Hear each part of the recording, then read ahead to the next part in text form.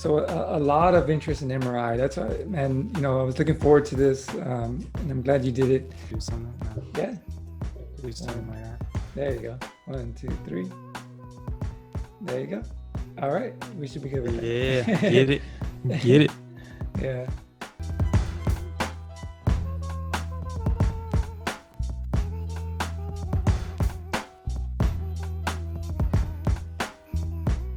Welcome to your X-Ray Tech podcast. Really excited for our guest right now. We have Kwame, aka MRI Man, joining us today. Kwame, thank you so much for joining. Yeah, what's up? It's MRI Man. I've been doing MRI for 4 years. Been on YouTube about the same time. Just like soon as I got out of clinicals, I hopped onto YouTube and started documenting my journey on YouTube, just like coming out with random videos. I didn't even show my face. I would just kind of record and just kind of be in my car on my lunch, just venting and just talking about MRI.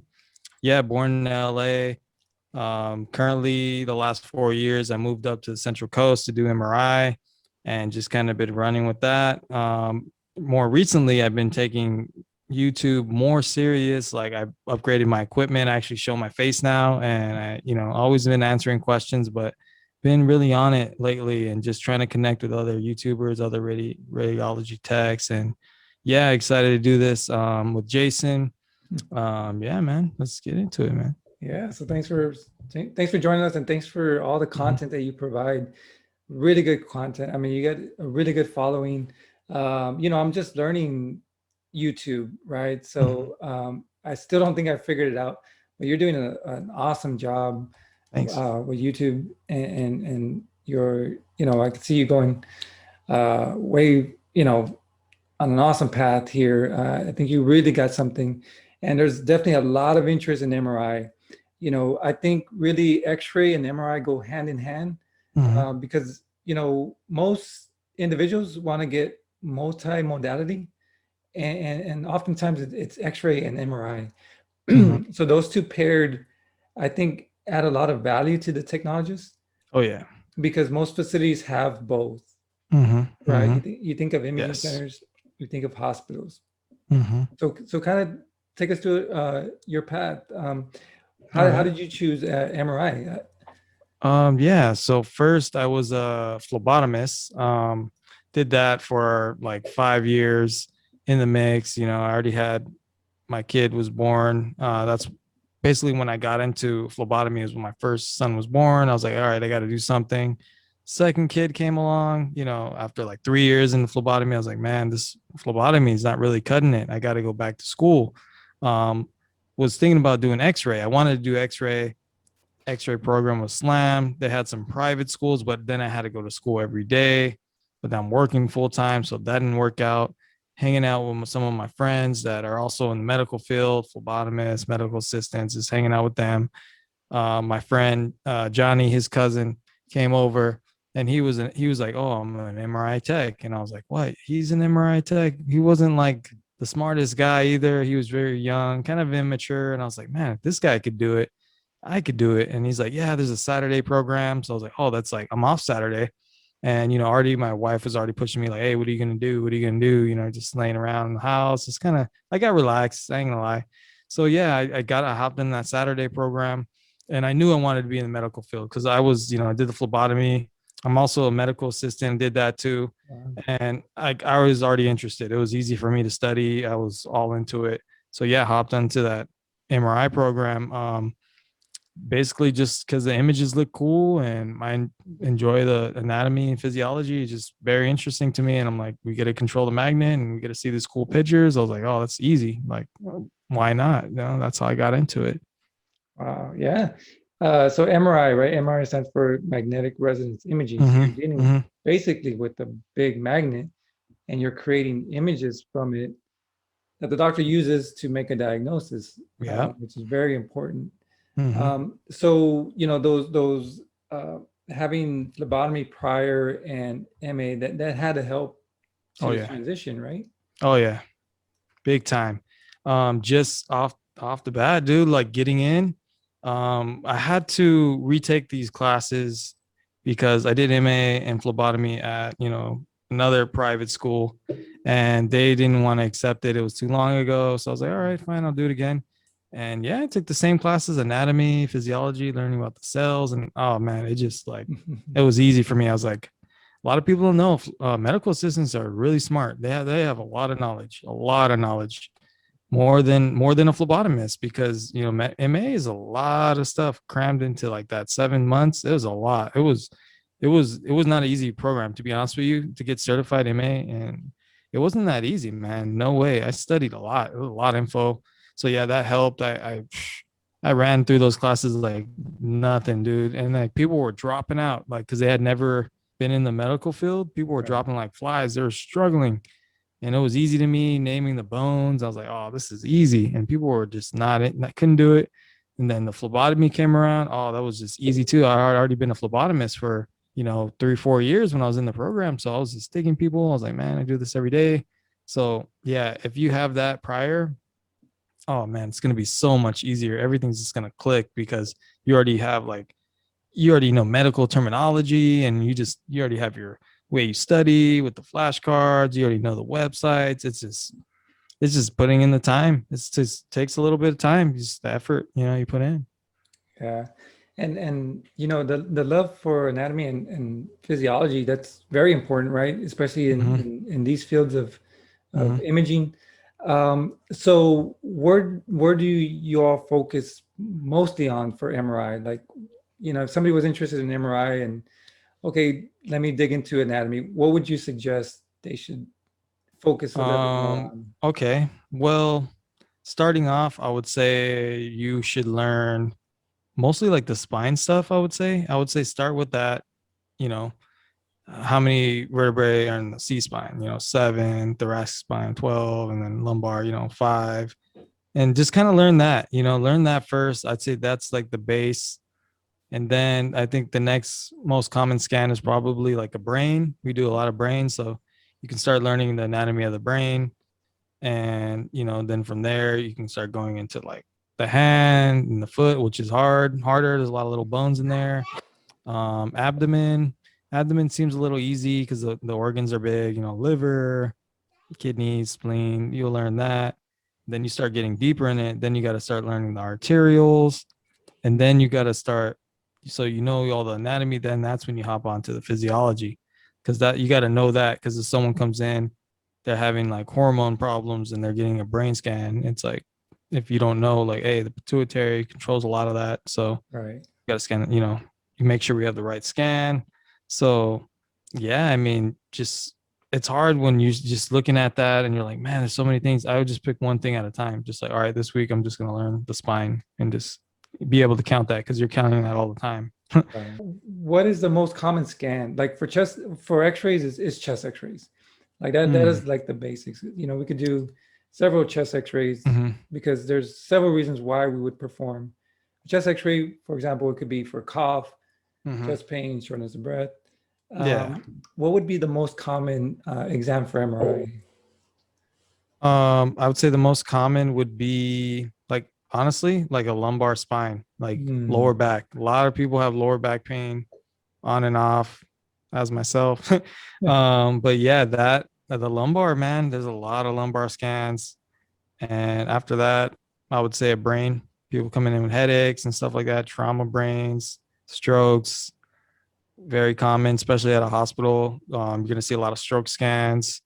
And then after the strokes, you probably see a lot of abdomens, people with stomach pain, usually their gallbladder, too many fatty foods, gallstones. Doing those abdominal studies all day, abdomens and brains. But those are like, honestly, the brain and the spine are the easiest ones to scan. Those are super easy, like easy to set up. I would say the easiest. Okay. So let's talk a little bit about the setup because in X-ray, a patient comes in, let's say for a spine. Mm-hmm. Setup means, remove anything metal within that area. Mm-hmm. Maybe they change it to a gown, and then we take the X-rays. But what would be the setup for an MRI? Because it is a large magnet, right? Uh-huh. So what would that look like? All right. So say we're gonna scan someone's lower back. Definitely they're gonna get screened if they have any implants. They're gonna have to change. We have pants and a gown. They're gonna change into that. And then we have these things called coils. Coils are basically like antennas, and this is how we get the signal to get the imaging. Mm. Um, the newer machines have a spine coil built in it, like the new 3T.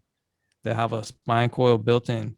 Others will have these big coils. They look like big, kind of like a surfboard, boogie board thing, like a big, uh, you know, flat. So you throw that on the table, and then you just lay the patient on it, and you're gonna have to landmark in the center of whatever you're scanning, which for a lumbar spine is usually like the pelvic crest or like we say like the belly button. So that'll put it centered on the screen, and then you'll have the three planes. If you guys know about three planes, we use the terminology coronal, sagittal, and axial, and then you're gonna have to go from there and set them up from there, and make sure you have enough slices through the spine. Sometimes you got to angle it a little bit. And yeah, I mean, we just run different sequences, some that make fat look dark, some that make fat look bright, fluid bright, fat dark, vice versa and all that. But yeah, that's kind of like the setup for a spine. Of course, you're going to give them hearing protection because it is very loud. You give them a button to squeeze if they have to get out.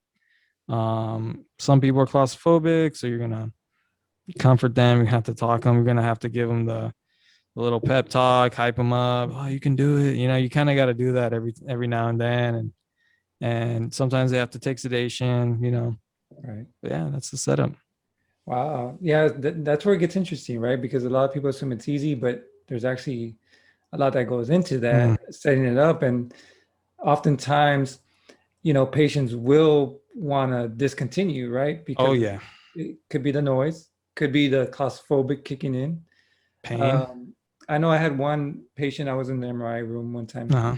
and the noise reminded him of a helicopter, Oh and yeah. he had just done Mm-hmm. some, military, and so he wanted nothing to do with it. He Mm-hmm. just couldn't do it. He wanted to cooperate, he just couldn't. Um, but how long on average is a scan? How long could it take? Okay, so average scan across the board for a lumbar, I would say it's 15 minutes, 15. Um, but on a newer machine, like on a 3T, you can do one in like probably like 10 minutes, which is super fast, which means a higher patient volume, right? I mean, Right. faster these scans get, the more workload we're going to get. So from that new scanner, we used to do 12 a day. Now we're doing double that. We're doing like 26 on one magnet, which is super busy. You got to work fast. You got to think fast. You also got to be safe. So yeah, plan on to be in there for 15 minutes. But if you're a patient, you're going to like a research center, like you're going to like UCSF or Sanford, oh, they'll keep you in there forever. So like hours, you know what I mean? But Hours. yeah, I heard they Wow. do that. You have to do surgery and stuff. And then, so yeah, 15 minutes that you should be out. If it's taking longer than that, if it's taking like 30, I don't know, that tech might not know what they're doing, or if you go in there and start moving, yeah, you're going to be in there a little longer. So yeah, Yeah. 15. So in radiography, if a patient moves, the image will show up blurry. Mm-hmm. So, because of the blur, we might have to repeat the exposure. So we're constantly reminding the patient not to move, try to stay Mm-hmm. still. We can control our technical factors to where it's a shorter time. But 15 minutes, man. So Yeah. what happens if a patient does move, and how much movement is allowed? You know? Okay. So each sequence is like, let's say 2.5 minutes. So Mhm. like we're gonna do sagittal 2 minutes. So the 2 minutes they have to hold still, 2 minutes. So it's not that bad, 2.5 minutes, some maybe three. Um, you start to like see, you know, what is readable, what's not. After a while, you know what the rads will take. Sometimes if there's a little bit of movement, you're like, all right, you start to get the feel of the rad. You're like, all right, they're gonna read that. And then you gotta type notes like, hey, patient's in a lot of pain, best images possible. I'll try to repeat it. You can also make the scans faster, which is one thing a good tech should know, how to make them faster. You can increase the slice thickness. There's something called a next, which could it you can higher next is going to be higher quality, lower next lower quality, and you can mess with the pixels. You can lower that; it'll be faster, but you're compromising the image quality. You're going from 1080p, then now you're going to 720. Wow. Just like kind of like TVs and stuff, the pixels. And so you're like, well, this patient's in a lot of pain. We need to get something. Sometimes Right. something's better than nothing. As long as we can see, take a look at that spine, make sure everything's, nothing in there, or the brain real quick, because we get what we can, you know what I mean? But you start to get to feel what'll pass, what'll not. Sometimes they got to come back, and then, hey, we'll just do it again. No big deal. Awesome. And Mhm. the one that gets me interested is the brain, because we could Mhm. actually see how it's functioning, right? With an MRI, like which parts of the brain spark or which ones are. Yeah. So have you had any interesting cases or like a like other Mhm. than trauma, like like a reason why they performed uh, Mhm. a scan of the brain? Like, Yeah. Well, I would say like there's a couple different scans we do for like seizures. They're able to tell, I guess there's a lot of activity that'll go on in the temporal lobe, and we do like these thin slices through the temporal lobe, and those could be interesting sometimes. And also there's certain scans we do, like this scan called the flare, and we're able to see like the if a patient has MS, like there's these certain lesions that'll show up on a flare image. um, that's interesting. And then of course the stroke, there's something called diffuse weighted imaging, DWI, where you can tell if there's an acute stroke or if it's like an older stroke, and certain parts you'll see the brain enhance, brighten up, and then you're like, whoa, wow, that makes sense, because it's like half of their face is drooping down. I used to see that at the hospital a lot. And um, you can see enlarged pituitary glands, where patients had having hormonal problems, and you can see that thin slice through the pituitary gland.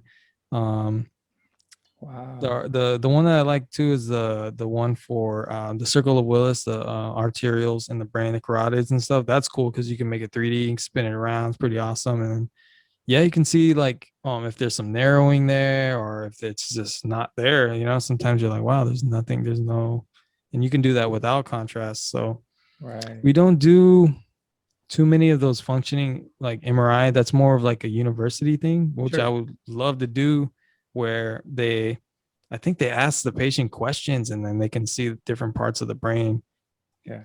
triggering and lighting up, which is cool. I mean, I think they do them on animals. Hopefully, we were talking about, you never know where you're going to be. I mean, I love to do stuff like that, man.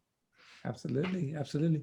And you mentioned contrast, right? So Yeah. so as an MRI tech, you're administering the contrast, right? Yes. So how is that administered, or when do they decide, hey, this will be an exam that will require contrast, and this is one that, might Mhm. not need contrast? Okay. So part of being an MRI tech is you kind of got to know, it's always the radiologist's decision. I mean, the ordering physician, but then also the radiologist makes the final snap. But as an MRI tech, you should definitely know what should get contrast and what shouldn't. That's very important, because if someone just comes in and they're like, oh, I have headaches, and they ordered it with contrast, probably don't need contrast. But if anyone has any kind of masses, Okay. anything with masses, liver mass, brain mass, any hand, your hand has a mass on it, definitely probably should be contrast. Mm. Most abdomens are with contrast. Yeah, masses. And then like we do something like, it's called carotids of the neck, arterial stuff, MRA of the neck. And that one's always done usually with contrast for sure. Okay. But yeah, sometimes the doctors order like a knee with contrast, and you're like, it's just for a tear, looking at ligaments. You're like, you don't, that's not needed. You know what I mean? Right. Right. I know for sure breast MRs always are supposed to be with contrast. And breast MR is really good. They're trying to make it like a routine screening, Yes. but I don't know if insurance is going to pass that. It is, I guess, more expensive, but if insurance can improve it, it can save a lot of lives, I think, because they miss some things on a mammogram, man. They miss it. And then you go, because MRI, they'll have like 1,000 slices, just very thin slices. And there's like, I always say that, like, there's no hiding in Right. MRI. Like, if there's something there, they're going to find it. Like, there's no hiding. They can miss some things in mammo. Like some people are like, women come in, they're like, yeah, the mammogram, and they said it was negative, but they're still having pain. They can feel something. They go on MRI, boom, they find it. So we'll see what's going to happen. I mean, it's going to be so busy if that happens, if they Yeah. pass that, it's going to be, man, because you know how many mammals they do in the Right. office. They'll do like 40 of them, 50. Like if they turn that into screening MRI, it's over. It's gonna be so busy. Yeah, Yeah, but yeah, and man. if you really think about it, again, MRI is magnetic, right? So there's no radiation involved, right? Nothing. Versus Yeah. mammography, which is low dose. Mm-hmm. That sounds good, but it's low dose radiation, meaning it's absorbing in the body and Mm-hmm. soft tissue, and the breasts are sensitive to radiation. So, Hmm. risk versus benefit. But in this case, MRI is no radiation, period, Mm-hmm. right? So yeah, that could be a game changer for sure. It And you said the might happen. detail, right? You can't miss anything on MRI, right? That's how you Not really, man. I don't think there's any running in that one. It's pretty hard to hide in MRI, man. in MRI. Yeah. So I guess I think one of the reasons why MRI isn't always the go-to is probably because of the cost, right? That that Mm-hmm. that probably costs a little bit more than an X-ray or a mammogram. Mm-hmm. Um, and usually I think they like to start with the X-ray first, and then For sure. okay, came out negative, let's go ahead and do the MRI. So MRI is huge. It's huge. It's very important in the field. It's just the cost. I think that's one of the and insurance. You mentioned insurance. Yeah. So I think insurance, they need to see the X-ray first, and then okay, we could consider an MRI. So I think once we get the cost down, Yeah. I think we'll see how. That's the thing, it is kind of expensive and it's hard, man. I mean, if you get hurt, you hurt your ankle and you're like, oh, the your MR is gonna be $400. I'm like, might try to wait, see if Yeah. my ankle heals. It's expensive, man. Not everyone has good insurance. I mean, it's Yeah. understandable, but I think just like any technology, the price is gonna go down. But if you are trying to get an MRI, you should definitely get an MRI at an outpatient. Don't the hospital will charge you at Right. pretty much any price. And as we know, I mean, it's just expensive to run a hospital. I went to a hospital.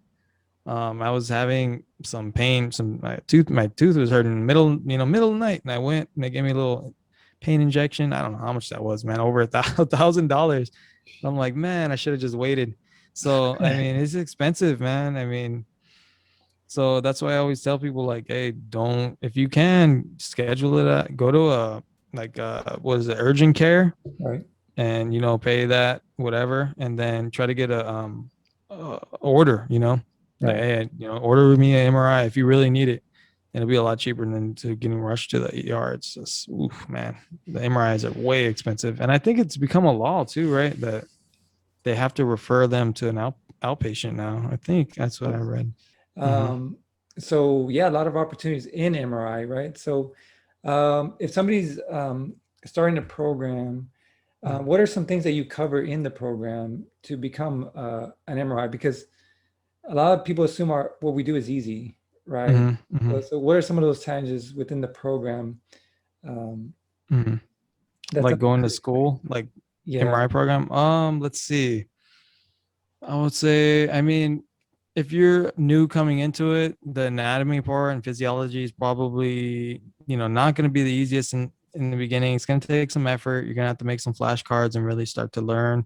And the terminology, like how you're learning all the itis, inflammation, and, learning those terms, it'll all come together. And like, I'm even learning every day, like just I think I know everything, and people come in with these rare conditions and I'm right, like, I feel like a dummy because they're telling me and I don't know it, but then I have to Google it and then I find out, oh, it's super rare. So you will see that. Just I would say, take advantage of Google, and if you don't know something, look it up. So that part could be a little challenging. And then when you get into looking at MRIs for the first time, honestly, like I was like, how can I tell what that is? Or like the teacher would be like, what is this? It would be simple. He'd just be like, what plane is it? Is this axial, sagittal? Oh man, I was just like, everything looks the same. right, And I don't know what I'm looking at. And even scrolling through the pictures and knowing where you're at, you're like, oh man, I don't even know where I'm at. Well, you're at the bottom because it's kidneys and you're moving up and oh, there's the liver. So it could be overwhelming because there is so many aspects of MRI and it's like There's MRI safety. That's like a whole nother, and you can't sleep on that because there's so many things. It's a strong magnet, and there's, oh man, there's a lot of different implants that I've never heard of, ever heard of, that you'd be surprised what people are walking around within their body. So there's a safety part, and then of course there's a physics part, which is kind of intimidating, especially if you're not a big math person like me, or a big. I never took physics ever. You know, I took like algebra, geometry at the times, a long time ago. You know, I was in college. I mean, in high school, 2005, I graduated. So the math expectations back then weren't as big as now. Kids are taking algebra in like what, like elementary now? I don't even know. Yeah, it's Right. crazy, right? Yeah, I mean, I took that in high school. Like, so physics wasn't a big deal. It's just, it's intimidating, and but you just got to learn the formulas. And I would say just don't be scared of your weaknesses, and just kind of enjoy the journey. I mean, you're gonna get it. It's just the program will try to break you, you know, especially if you're working full time, but Sure. it's possible, man, because it's repetitive. We're doing this over and over. We're seeing a lot of the same things. We're seeing the same images, the same terms. Just got to take the time to, you know, pick it up, read it. But yeah, those accelerated programs, yeah, I mean, be prepared to miss some birthdays and All right. not go out, not stay out late with your friends or your family. You're gonna miss some things. I mean, if you want to succeed, for me anyway, there's some guys that could read you know, a chapter or just learning class and be like, oh, that makes sense. But it wasn't Yeah. me. I had to study a lot and just kind of log down. And I was okay with that because I was tired of just, you know, not, you know, just going check to check. And I was like, you know what, I want to change my life and do something for my family. And maybe it's going to be hard now, but it's going to pay off, you know? All right. So yeah, you'd say you chose the right career. Would you say it was worth it? Oh, yeah, definitely. My life has changed like dramatically. Yeah. I can tell you, when I was a phlebotomist, I was doing better than what I was before because I was working at Target, and we were living in like a back house, which is, some people call it guest house. In LA, we call it a back house. Okay. Paying at the time, I don't know, 2009, it was maybe like $600. And I don't know what I was making at Target, $6 an hour, 625. And we were making, I didn't have my kid yet. We were making it, you know, and it was cool. I'm like, I knew it wasn't what I was going to do my whole life. We had some beater cars, you know, I had old Celica 1990, whatever, no AC, whatever. And I was like, I don't care. This is not going to be me forever. You know, it doesn't define who I am. So my wife was like, oh, I'm going to go to school. And, you know, that's when we hopped into phlebotomy. After I made phlebotomy, I was like, oh, I made it. This is it. And I was like, I had a little money. Yeah, and that's when the first kid was coming along. I was like, oh, dang, well, this is not enough. And then hopped into MRI. And then even in the beginning, you know, it was like I wasn't getting paid and all that. And then, yeah, I started just to move up in the ranks and just started to work hard and just try to get better. And then just trying to just keep asking him, like, hey, what can I do? You know, just everything, all the stuff that people didn't want to do. I was like, all right, I'll do it. Breast biopsy, the runoffs, the MRA. Well, like, I'll do everything that, you know, nobody wants to do that. That's fine. And then all those little jobs that I have in it, I've worked so many jobs, man. I've worked everywhere. I've been like a plumber. I worked at UPS. I worked at grocery stores. I was a dishwasher. I just went everywhere. So I have a lot of experience, and I know how, you know, how it is to have a hard job and to work hard, get my hands dirty, and just, you know, blood, sweat, and tears. And I know how to survive on very little too. So that's what made it easy for me to just save money. And like, I know how to survive, you know, even like I had to take the bus in LA for a while, for at least a year. I didn't have a car. And but I always just been working, hustling, and I always knew, like, you know, I just wasn't satisfied. Still now, I'm still hungry. And yeah, I feel like definitely made the right decision, and I love my job and go to work every day. I look forward to working, and yeah, I just want to keep growing, keep learning, man. Yeah, and you're definitely in a field that you can keep growing, right? Radiology, you know, it's not like some professions where this is it, right? You made it. Mhm. So you can definitely continue growing. Equipment's changing all the time, you All know. right. So where do you see yourself branching off of, or Yeah. is there any other modalities that you would consider? Because Yeah, I do. I definitely want to learn.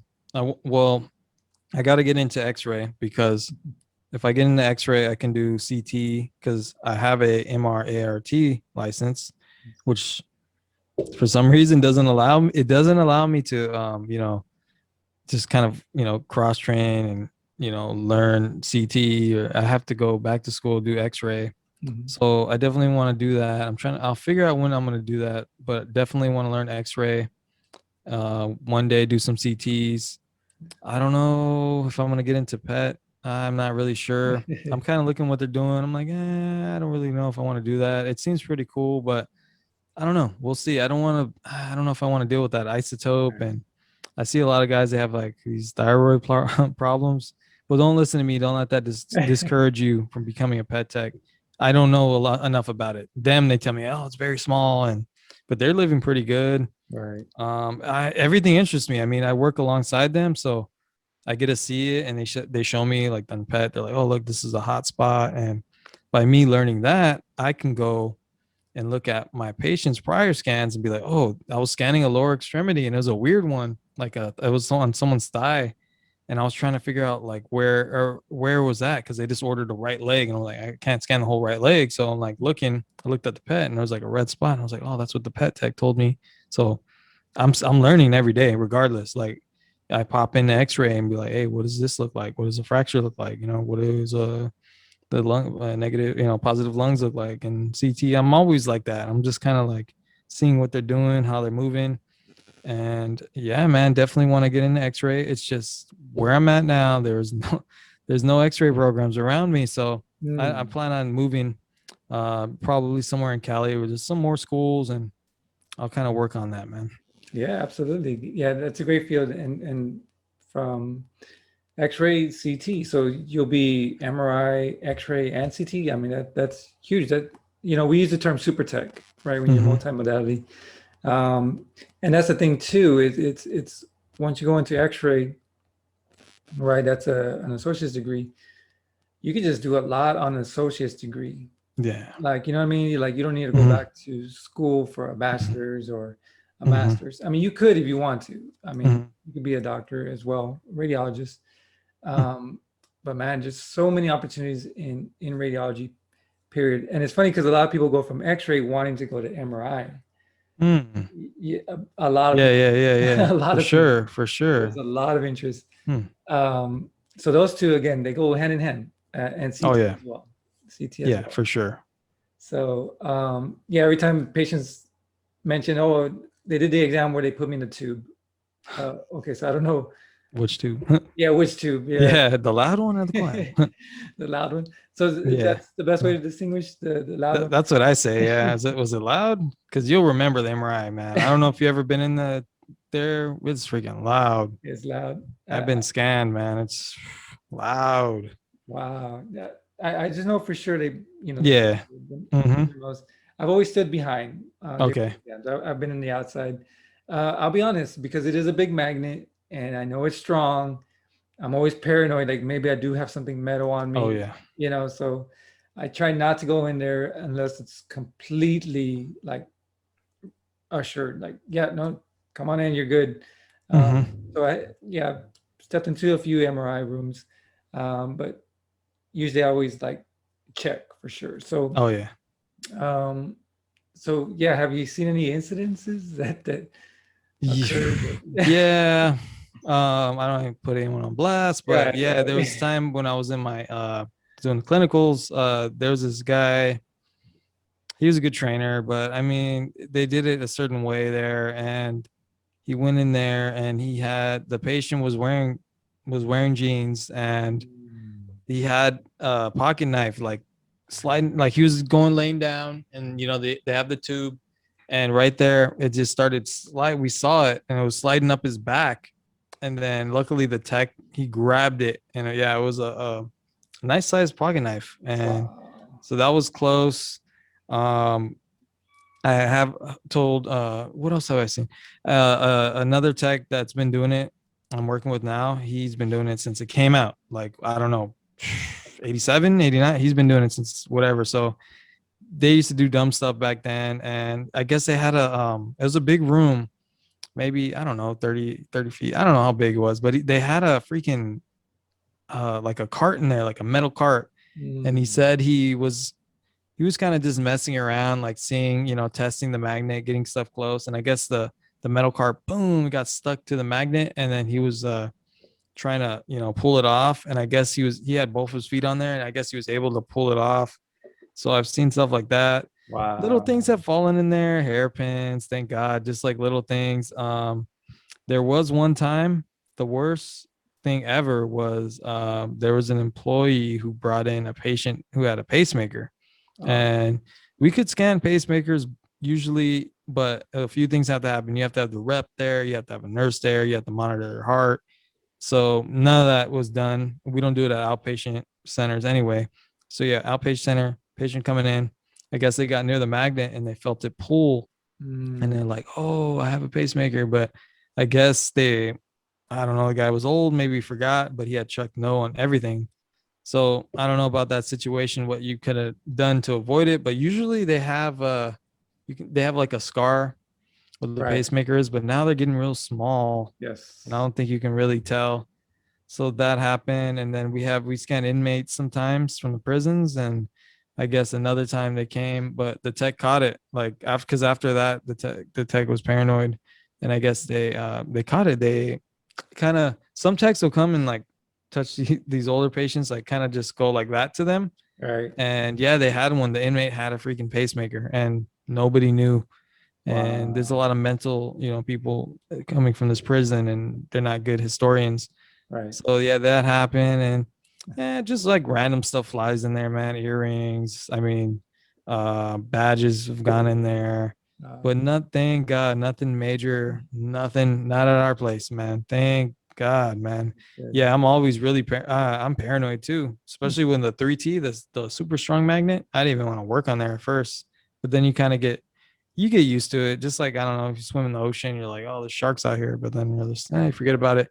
But yeah, it's like there's been close calls, man. I mean, like I was working on a mobile in the middle of nowhere in this place called King City in California, and this guy, I guess he's coming on, and he was like, I was like, hey, do you have any metal on you? I was like about to take him in. He's like, oh, I have some screws in my leg, and then I was like, okay, and then but he lifted up his pants and he had a whole prosthetic leg, like a whole prosthetic leg. No go, man. You got to take that off.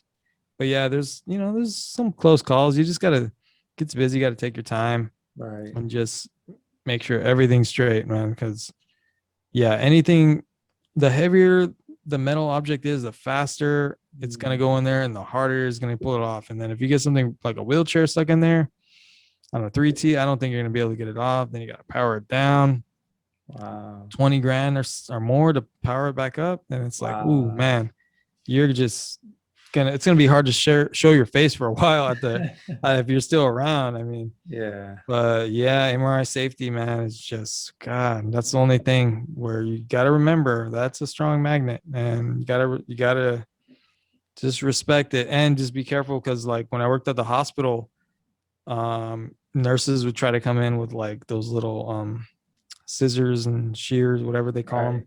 They would come in with that, their phone, and all this stuff, and you're just like, wait, hold on. They're like, oh, sorry. So you got to kind of remind them. So that was another thing. It's just people trying to rush in, and then if paramedics show up, you got to bring the table out, because sometimes they don't know. Even like the Right. prisoners, they come with guards. They have all their guns and stuff, and they're like gonna Right. walk in there, like, dude, you can't. Come on, man. Like, also just simple things, man. You gotta, like, there's so many things. Like, even like UPS came one time, and a UPS guy was like gonna walk in. I was like, hey, hold on. Before we walked in, I was like, hey, do you have any implants in your body? He's like, oh, I have a pacemaker. I'm like, it's random. He didn't even look like he would have one. So I'm like, Yeah. damn, what the hell? Like, so it's, you never know, man. Yeah. Stay safe. Yeah. Yeah. I I'd be paranoid too. Like I almost never walk through the door. And also a lot of these MRI rooms, they're very nice too. They're very well kept and there's almost nobody in Mhm. there, so they're very welcoming. You know, Yeah, it looks you like go in there, all it's like, white or something. You're like, oh. yeah, it's a nice clean room. So Hmm. see why somebody would think it'd be okay just to walk in, but Hmm. no, it's like, Not hey. all the time. And when it's not on, is it making noise, the Oh, MRI? So that's the thing. MRI is always on. It's always on. But if it's not making noise, like if you don't hear the which is like the cryogen, the liquid helium cooling the magnet. Yeah, if that's off, there's a problem, with the something's going on. But yeah, it's always on. It's always magnetic, Wow. 100% all the time. That thing is on, dude. 100%. 100%. Gee, Yeah. that's so awesome. Hmm. Cool, cool. Well, Kwame, thank you so much. You know, let the people know, where you're at, how they could follow you and what you got going on. Yeah, man. Follow me on YouTube, MRI Man, and MRI. follow me on Instagram, The Real MRI Man. Ask me questions, drop comments. I come out with videos every Friday. Yeah, Awesome. Thank you so much. Appreciate it. no And problem, man. look forward Anytime. to working with you again. Yeah, for sure. We're gonna do it. All right. Have a good one. We'll Peace. see you. Peace. Later.